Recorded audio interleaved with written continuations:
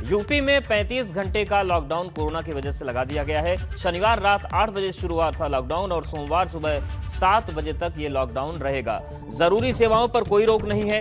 पहली बार बिना मास्क पकड़े जाने पर 1000 का जुर्माना लगेगा, लेकिन अगर आप दूसरी बार ये गलती करते हैं तो फिर 10,000 रुपए का जुर्माना आपको भरना पड़ेगा। तो 35 घंटे का जो लॉकडाउन है वो चल रहा है और कल सुबह 7 बजे तक जारी रहेगा। लेकिन ये जो लॉकडाउन लगा है, जरूरी सेवाओं पर कोई रोक नहीं है, लेकिन बेवजह बाहर निकलेंगे तो आपको फिर भुगतना पड़ेगा।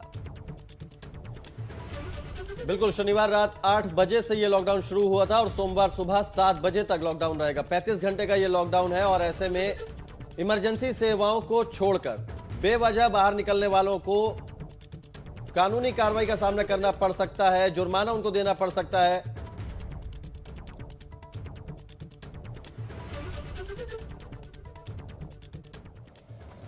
तो देखिए 8 तस्वीरें हम आपको दिखा रहे हैं। 35 घंटे का जो लॉकडाउन लगा है लखनऊ में, लॉकडाउन के साथ ही साथ सैनिटाइजेशन का काम भी जारी है 3 शिफ्टों में। मथुरा की बात करें, सड़कें सुनसान है, लोग मान रहे हैं और मानना भी चाहिए। ग्रेटर नोएडा, अयोध्या की भी तस्वीर आपके सामने, जहां पर मंदिरों में भी इस लॉकडाउन का असर देखने को मिल रहा है। श्रद्धालु भी मान रहे हैं नियमों को और संतों ने भी अपील की है कि लॉकडाउन का पालन करें और रामनवमी को लेकर पहले अपील की गई थी।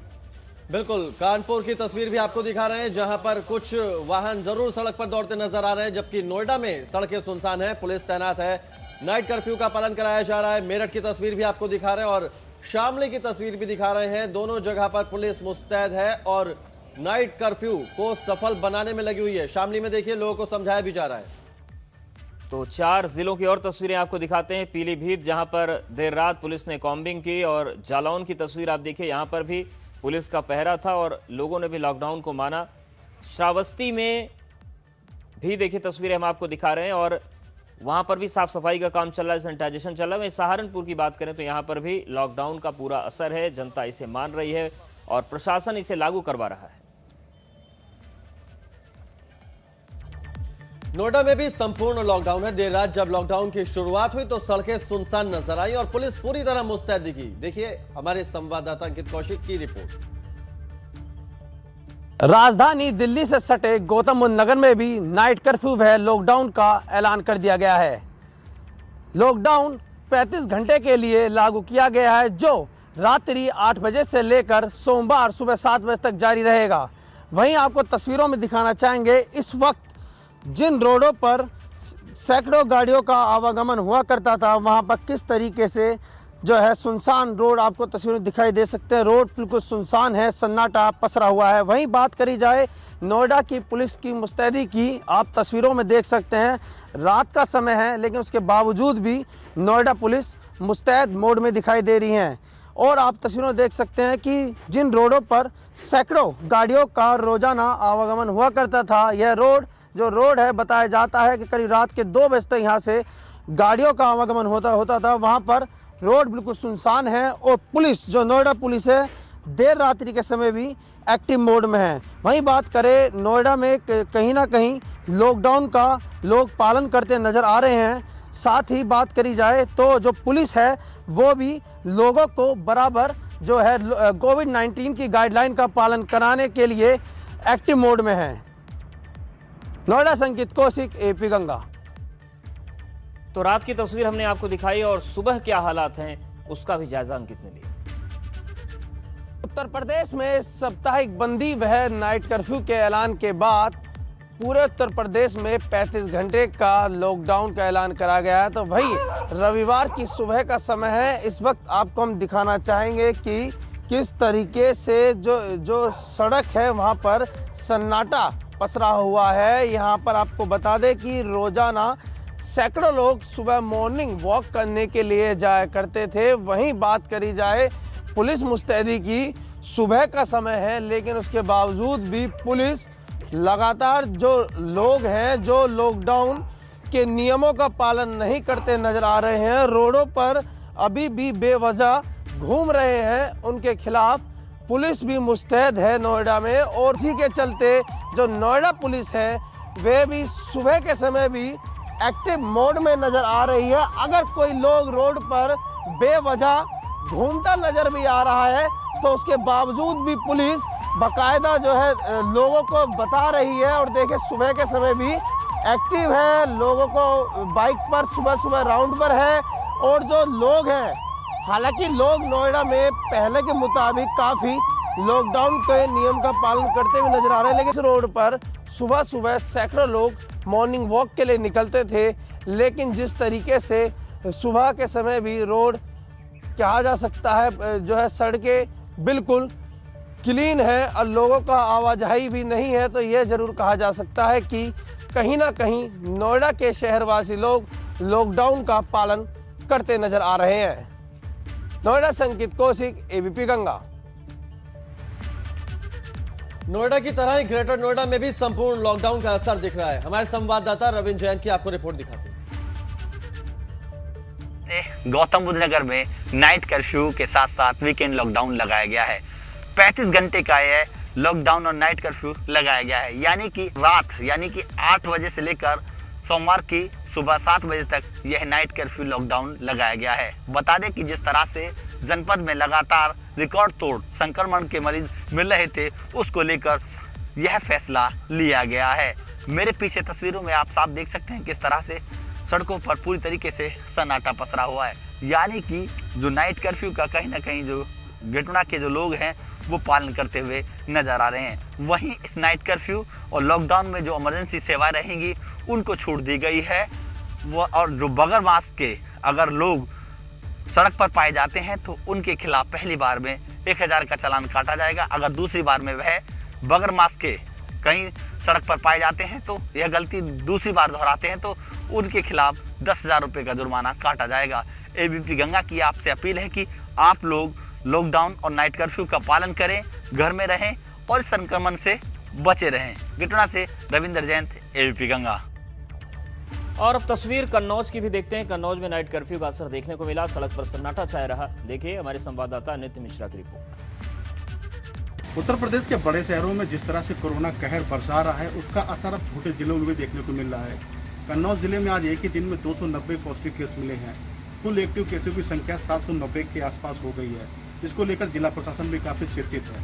जिलाधिकारी राकेश कुमार मिश्रा ने रात्रि कोरोना कर्फ्यू का ऐलान भी कर दिया है, क्योंकि प्रदेश सरकार द्वारा पहले से ही 35 घंटे का कर्फ्यू का ऐलान किया गया था। तो आपको मैं दिखाता हूँ, इस वक्त मैं कन्नौज के शहर इलाके में खड़ा हूँ। जो मार्केट कभी 10 बजे 11 बजे तक गुलजार रहती थी, आज वो मार्केट पूरी तरह से सन्नाटे में तब्दील है। यहाँ पर लोग यहाँ पर जो निकल रहे हैं, इक्का दुक्का लोग निकल रहे हैं। सिर्फ पुलिस की गाड़ियाँ यहाँ पर देखने को मिलती हैं, प्रशासनिक अधिकारियों की गाड़ी देखने को मिल रही है। तो कुल मिला के जो रात 8 बजे से कोरोना कर्फ्यू शुरू हुआ है, उसका असर साफ साफ देखा जा सकता है। कल से वीकेंड लॉकडाउन शुरू हो रहा है। अब यह देखने वाली बात होगी कि किस तरह से स्थानीय अधिकारी इस वीकेंड लॉकडाउन को सफल बना पाएंगे। नित्य मिश्रा, एबीपी गंगा, कन्नौज। अब आपको यूपी का सबसे ताजा कोरोना अपडेट भी दे देते हैं। पिछले 24 घंटे में यूपी में 27,357 कोविड केस मिले हैं। लखनऊ में कोरोना के 5,913 कोरोना केस मिले हैं। यूपी में फिलहाल 1,70,000 एक्टिव केस हैं। बीते 24 घंटे में 2,15,790 लोगों का टेस्ट हुआ। 24 घंटे के दौरान 120 लोगों की मौत हुई। 7,831 कोरोना मरीज इस दौरान डिस्चार्ज भी हुए। 16 राज्यों में संक्रमण के मामले हर दिन बढ़ रहे हैं। महाराष्ट्र, यूपी, छत्तीसगढ़, कर्नाटक और केरल सबसे ज्यादा प्रभावित हैं।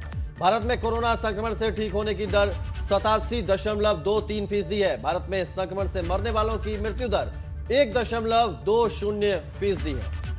तो कोरोना का ये अपडेट हम आपको बता रहे हैं। 27,000 से ज्यादा मामले सामने आए पिछले 24 घंटे में यूपी में। तो उत्तर प्रदेश में कोरोना की जो रफ्तार है वो बेकाबू है। कोरोना पर आज भी सीएम योगी बैठक करेंगे। सुबह 10:30 बजे से टीम 11 की बैठक होगी। जिलों के अधिकारियों के साथ भी समीक्षा की जाएगी। वीडियो कॉन्फ्रेंसिंग के जरिए समीक्षा करेंगे मुख्यमंत्री योगी आदित्यनाथ। तो सुबह 10:30 बजे मीटिंग होनी है, क्योंकि जिस तरीके से कोरोना के हालात उत्तर प्रदेश में बने हैं, खासतौर से वाराणसी, प्रयागराज, लखनऊ, कानपुर, इसको देखकर चिंताएं बढ़ गई हैं। और ऑक्सीजन की कमी की बात करें, रेमडेसिविर की कमी की बात करें, तमाम व्यवस्थाओं को सुचारू करने के लिए ये बैठक काफी महत्वपूर्ण है।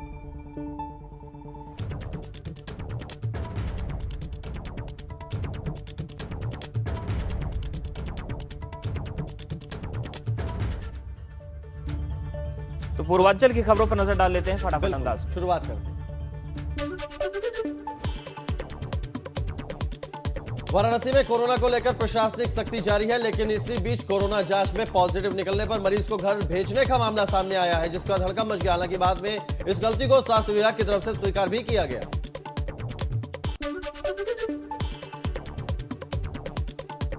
भदोही में लॉकडाउन के साथ साथ रात्रि कर्फ्यू भी जारी है। इस दौरान सिर्फ जरूरी सेवाओं की दुकान ही खुली है। प्रशासन की तरफ से आदेश आया है। प्रशासन ने लोगों से घरों में रहने की अपील की है।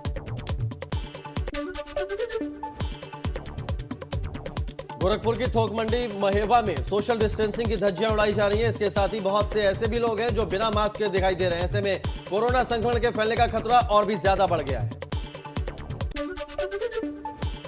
कुशीनगर में पंचायत चुनाव के चौथे चरण के नामांकन प्रक्रिया के बीच प्रशासन की तैयारियों की पोल खुल गई। नामांकन करवाने पहुंचे प्रत्याशियों ने कोविड-19 के गाइडलाइंस की धज्जियां उड़ा दी। संत कबीरनगर में कोरोना की रोकथाम को लेकर प्रशासन अलर्ट दिखा। इसी कड़ी में डीएम और एसपी ने पैदल गश्त की, साथ ही मास्क को लेकर सभी को जागरूक भी किया। सभी को मास्क पहनने की सलाह दी गई। बस्ती के हरैया में 40 करोड़ रुपए की लागत से बना 100 बेड का महिला अस्पताल 5 साल के बाद भी अधूरा पड़ा हुआ है और अस्पताल में अभी तक डॉक्टर्स की नियुक्ति नहीं हो पाई। इसका निर्माण 15-16 में ही शुरू हो गया था। सिद्धार्थनगर में वार्ड नंबर 6 की निर्दलीय प्रत्याशी अनीता सिंह के समर्थन में साड़ियां बटी। वहीं इसकी सूचना पर पुलिस मौके पर पहुंची और बांटी गई साड़ियों को बरामद किया। पुलिस ने इस मामले में 4 लोगों के खिलाफ मुकदमा दर्ज किया है। महाराजगंज के सोनौली सीमा क्षेत्र में एसडीएम के नेतृत्व में एसएसबी, पुलिस और खुफिया एजेंसियों के अधिकारियों ने नो मेंस लैंड क्षेत्र में पैदल गश्त किया और कई जगहों पर तलाशी अभियान चलाया। देवरिया में एक युवक की गोली मारकर हत्या कर दी गई। इसके बाद गांव वालों का गुस्सा फूट पड़ा। वो मामले में कार्रवाई की मांग करने लगे। इसके बाद पुलिस के अधिकारी मौके पर पहुंचे और ग्रामीणों को समझाने में जुट गए। जौनपुर में चुनावी रंजिश को लेकर खूनी संघर्ष हो गया। इस खूनी संघर्ष के दौरान लाठी डंडे और धारदार हथियार चले। इस संघर्ष में 4 महिलाएं सहित 11 लोग घायल हो गए। घायलों में 5 की हालत गंभीर। आजमगढ़ में पूर्व ब्लॉक प्रमुख अजीत सिंह हत्याकांड में आरोपी साजिशकर्ता प्रदीप सिंह कोर्ट में हाजिर हुआ। उसने सरेंडर कर दिया। अब उसे कोर्ट से जेल भेज दिया गया है।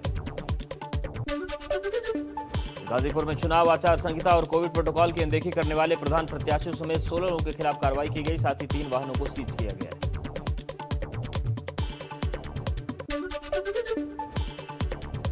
तो ये पूर्वांचल की खबरें थी और कुछ और खबरों का रुख कर लेते हैं और बात करते हैं लखनऊ की, जहां सीएम योगी के निर्देश के बाद ऑक्सीजन प्लांट लगने शुरू हो गए। सीएम योगी के निर्देश के बाद सबसे तेज लखनऊ में लगा ऑक्सीजन का नया प्लांट। बड़ी खबर आपको बता रहे, राजधानी लखनऊ के पीजीआई में नया ऑक्सीजन प्लांट शुरू हो गया है। एसजीपीजीआई के राजधानी कोरोना हॉस्पिटल में अब प्लांट से होगी ऑक्सीजन की सप्लाई। एसजीपीजीआई के राजधानी कोरोना अस्पताल में बिना बाधा के ऑक्सीजन सप्लाई उपलब्ध रहेगी। कोरोना अस्पताल में लिक्विड ऑक्सीजन प्लांट शुरू हो गया है। एसजीपीजीआई निदेशक प्रोफेसर आर.के. धीमन ने इसका शुभारंभ किया। अब तक राजधानी कोरोना अस्पताल में सिलेंडर सिस्टम से ऑक्सीजन की सप्लाई हो रही थी। लगभग 6000 सिलेंडर की रोजाना खपत हो रही थी और अब 2 लाख लीटर क्षमता का लिक्विड ऑक्सीजन प्लांट शुरू हो गया है। लिंडे इंडिया लिमिटेड ने स्थापित किया है लिक्विड ऑक्सीजन प्लांट।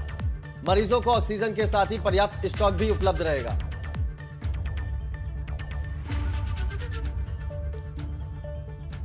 और उत्तर प्रदेश में वीकेंड लॉकडाउन का असर मथुरा के मंदिरों पर भी पड़ रहा है। विश्व प्रसिद्ध भगवान बांके बिहारी मंदिर के कपाट सोमवार सुबह 7 बजे तक के लिए बंद हो गए हैं।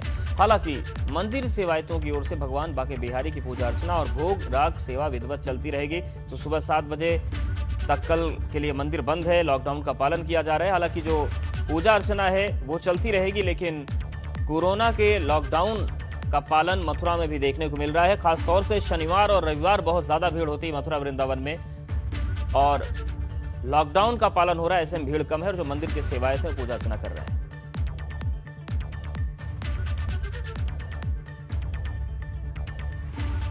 मिर्जापुर में कोरोना महामारी को ध्यान में रखते हुए श्री विंध्य पंडा समाज ने फैसला लिया है कि आम श्रद्धालुओं के लिए नवरात्र तक विंध्याचल मंदिर बंद रहेगा। भीड़भाड़ होने पर संक्रमण बढ़ने की संभावना है, इसलिए आज शाम से मां के पूजन अर्चन के बाद मंदिर बंद कर दिया गया। दोपहर 12 बजे श्री विंध्य पंडा समाज ने बैठक कर देश और समाज हित में फैसला लिया कि मां विंध्यवासिनी मंदिर का द्वार आम श्रद्धालुओं के लिए नवरात्र की 9वीं तक बंद रहेंगे। मंदिर में देश विदेश से तमाम भक्त आते हैं। भीड़ भाड़ होने पर संक्रमण बढ़ने की संभावना है। चूंकि इस समय कोरोना काल चल रहा है, अम्मा विंध्यवासिनी के दरबार में भीड़ भी आ रही है। इसको देखते हुए जिस तरीके से देश भर में कोरोना की महामारी फैली हुई है, हम लोगों ने आज एक आपातकाल बैठक की है। बैठक में यह निर्णय लिया गया कि मंदिर को आज रात्रि 8 बजे से 9 दिन के लिए, 9वीं तिथि तक के लिए इसको बंद कर दिया गया है आम दर्शनार्थियों के लिए। माँ का श्रृंगार पूजन जिस तरीके से 4 श्रृंगार माँ का होता रहा है, वो प्रतिदिन होगा। श्रृंगार के बाद मंदिर दर्शनार्थियों के लिए पूर्णतया बंद रहेगा। प्रशासन को भी पंडा समाज ने एक निवेदन पत्र दिया है कि आप लोग मंदिर तक किसी भी दर्शनार्थी को आने न दें। तो जो मठ मंदिर है ये अपनी जिम्मेदारियां निभा रहे हैं, चाहे मथुरा की बात करिए, विंध्याचल की बात करिए, और अब अवध की बात कर लेते हैं फटाफट अंदाज में। चलिए शुरू करते हैं। कोरोना संक्रमण को देखते हुए इलाहाबाद विश्वविद्यालय ने अपने सभी हॉस्टल को कोविड वार्ड बनाने का फैसला लिया है। विश्वविद्यालय प्रशासन ने तमाम हॉस्टल में रह रहे स्टूडेंट से तुरंत हॉस्टल खाली करने की अपील की है। प्रतापगढ़ में कोरोना का कहर जारी है। यहां पर 24 घंटे में कोरोना के 297 नए केस सामने आए हैं और अब यहां पर कोरोना के कुल मरीजों की संख्या 7,299 हो गई है। वहीं यहां पर कोरोना से अब तक 5,637 लोग ठीक हुए। वहीं एक्टिव केसों की संख्या 1581 हो गई है। रायबरेली में होम्योपैथी मेडिसिन का एक ऐसा डॉक्टर है जो कोरोना के मरीजों के 100% इलाज का दावा कर रहा है। उनके अनुसार होम्योपैथी कोरोना इलाज का सबसे बेहतर विकल्प है। औरैया में रामलीला पंडाल में बाल बालाओं का डांस हुआ। इस दौरान कोविड नियमों की धज्जियां उड़ाई गई। इस मामले में एसपी ने 250 लोगों पर कई धाराओं में मामला दर्ज किया है। अंबेडकर नगर में ब्लॉकों पर नामांकन के दौरान उम्मीदवारों की भीड़ उमड़ पड़ी। अंदर से लेकर बाहर तक लोगों का रेला लगा रहा। इस दौरान जमकर सोशल डिस्टेंसिंग की धज्जियां उड़ी। इस दौरान बाहर आधे लोग बिना मास्क के घूमते दिखाई दिए। कौशाम्बी में चौथे चरण के मतदान के लिए नामांकन प्रक्रिया की शुरुआत। जिला पंचायत सहित 8 ब्लॉक में नामांकन हुआ। 2 दिनों तक चलने वाली नामांकन प्रक्रिया में उम्मीदवारों में उत्साह देखने को मिला। सीतापुर में पंचायत चुनाव को लेकर सदर तहसील में नामांकन प्रक्रिया शुरू हुई। जिला पंचायत की 89 सीटों पर नामांकन हुआ। नामांकन के दौरान सोशल डिस्टेंसिंग की धज्जियां उड़ी। फतेहपुर में आबकारी विभाग ने चेकिंग के दौरान स्विफ्ट डिजायर कार से 32 पेटी अवैध देसी शराब बरामद की। मुखबिर की सूचना पर यह कार्रवाई की गई। पंचायत चुनाव को देखते हुए पुलिस एक्टिव नजर आ रही है।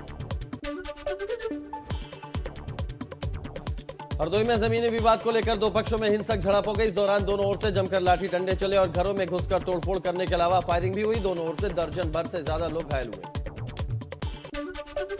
सुल्तानपुर में 13वीं कार्यक्रम के दौरान हुए विवाद में गोली चल गई। इस घटना में 3 लोग घायल हो गए। वहीं घायलों को अस्पताल में भर्ती कराया गया। साथ ही पुलिस मामले की पड़ताल कर रही है। बाराबंकी में जानवर को नहलाने गया युवक घाघरा में डूब गया। जैसे ही इसकी सूचना पुलिस को मिली, पुलिस मौके पर पहुंची। फिलहाल युवक की तलाश जारी है। लखीमपुर खीरी में अचानक आग लगने से 30 घर जलकर राख हो गए। इस आग में लाखों का सामान जलकर खाक हो गया। दमकल विभाग ने कड़ी मशक्कत के बाद आग पर काबू पाया।